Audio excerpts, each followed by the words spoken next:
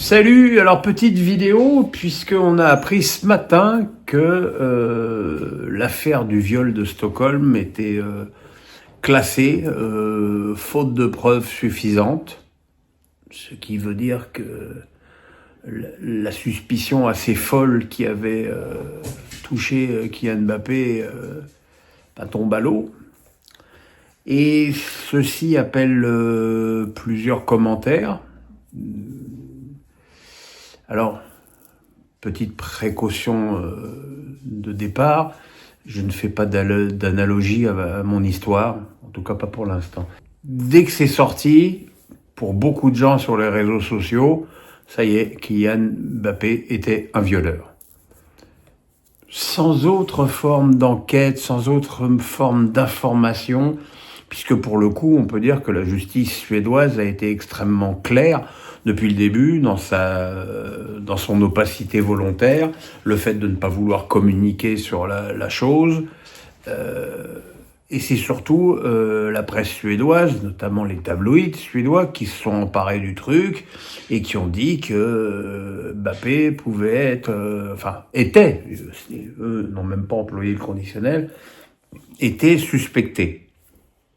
Comme il l'a dit dans son interview à Mouloud Achour, lui n'a jamais été contacté par qui que ce soit de la justice suédoise depuis 2 mois. Cette mésaventure, dont il est un petit peu responsable, parce que personne lui a demandé d'aller faire la teuf à Stockholm et de privatiser une boîte de nuit avec des nanas triées sur le volet, ce qui en soi peut être considéré comme un petit peu choquant, mais bon, il y a tellement de footballeurs qui font ça depuis tellement d'années que bon.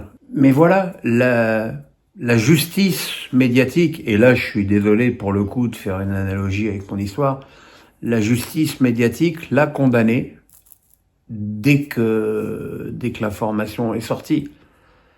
Et je ne peux pas imaginer que cette histoire ne lui ait pas fait du mal et ne l'ait pas perturbé, parce que quand t'as rien fait, tu te demandes ce qui peut te tomber sur la tronche.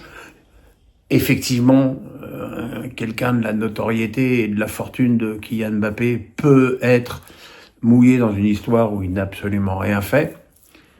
Mais bon, voilà, la décision de la justice clôt complètement ce dossier et se joint à la longue liste des affaires de viol qui ont fini en eau de boudin dans le football. Neymar, qui avait été accusé par une Brésilienne qui en plus avait elle-même filmé Neymar et qui avait elle-même filmé en train de le frapper.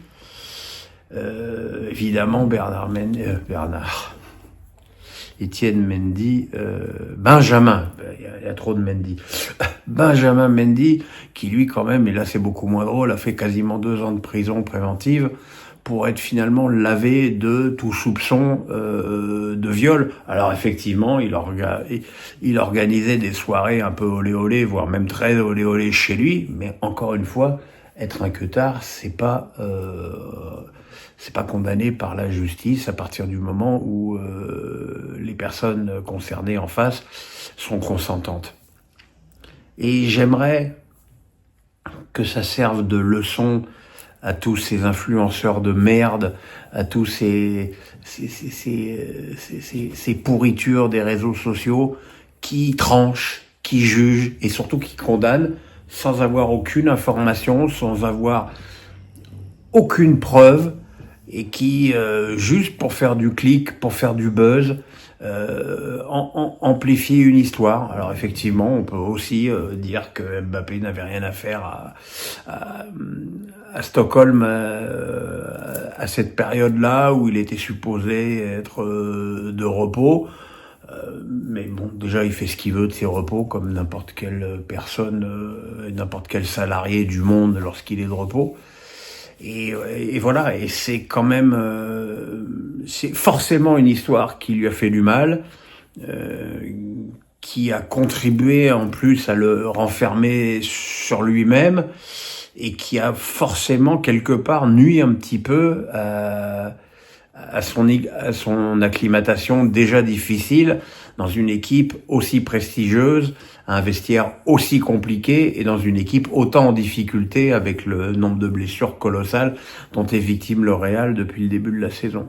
Voilà, j'aimerais, mais bon, c'est un vœu pieux, hein, parce que ça ne, le prochain acteur, chanteur qui sera accusé d'agression sexuelle ou de viol sera immédiatement cloué au pilori, sans même la justice laisser le temps à la justice de faire son travail. Voilà, c'est un des tristes travers de notre société aujourd'hui. J'en ai personnellement tellement souffert et j'attends toujours la décision de la justice dans mon affaire. Mais moi déjà j'ai été effectivement, je ne compte pas les jours où même à chaque fois que je fais un tweet, il y a un mec qui me dit tiens voilà le pointeur, tiens voilà le violeur, tiens voilà même parfois le pédophile. Donc voilà. J'aimerais un peu plus de retenue, mais bon, c'est un vœu pieux. On est dans une société tellement merdique aujourd'hui. Et les réseaux sociaux font tellement de mal à ce niveau-là et on ne se rend pas compte comment un tweet anonyme peut toucher, blesser et laisser des cicatrices indélébiles dans le mental de certaines personnes. Enfin voilà, là maintenant on attend le diagnostic médical de la blessure à la cuisse de Mbappé. Il va se reposer peut-être une semaine, 15 jours. Ça va aussi, ça, lui faire du bien.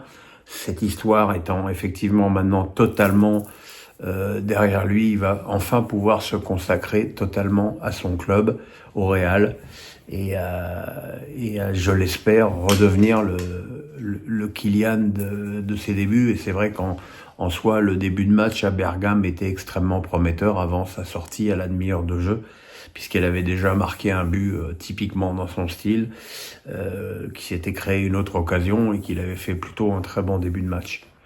Voilà, laissez la justice bosser.